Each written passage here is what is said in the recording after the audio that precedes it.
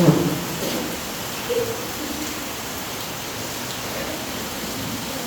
നടപടികൾ ആരംഭിക്കും. ഇന്നത്തെ ദിവസത്തിന്റെ പ്രത്യേകത ബഹുമാനപ്പെട്ട നിയമസഭാ അംഗങ്ങൾക്ക് അറിയുന്നതാണ്. നമ്മുടെ ലോക ജനതയിൽ ഒരു വിഭാഗം ആൾക്കാർ ലഹരി കടിമകളാണ്. അതിനാൽ നമുക്ക് കുട്ടികൾ ആയതിനാൽ ബഹുമാനപ്പെട്ട മുഖ്യമന്ത്രി ലഹരി വിമുക്ത പ്രമേയം അവതരിപ്പിക്കുവാൻ ശ്രമിക്കും. ബഹുമാനപ്പെട്ട ചെയർ, പ്രതിപക്ഷ നേതാവ്, മറ്റ് സഭാംഗങ്ങളെ, ഇന്നത്തെ ദിവസത്തിന്റെ പ്രത്യേകത നമുക്ക് ഏവർക്കും അറിവുള്ളതാണ്. അന്താരാഷ്ട്ര ലോക ലഹരി വിരുദ്ധ ദിനം. ലഹരി വസ്തുക്കളുടെ ദുരുപയോഗം മാനവരാശിയെ നശിപ്പിക്കുന്ന വിപത്താണ്. ലഹരി വസ്തുക്കൾ അതുപയോഗിക്കുന്ന വ്യക്തിയെ മാത്രമല്ല, അയാളുടെ കുടുംബത്തെയും സമൂഹത്തെയും ദോഷകരമായി ബാധിക്കുന്നു. ജീവിതമാണ് ലഹരി എന്ന ആശയം പ്രാവർത്തികമാക്കാൻ പ്രചരിപ്പിക്കാൻ ഏവരും സദാ പ്രയത്നിക്കണം.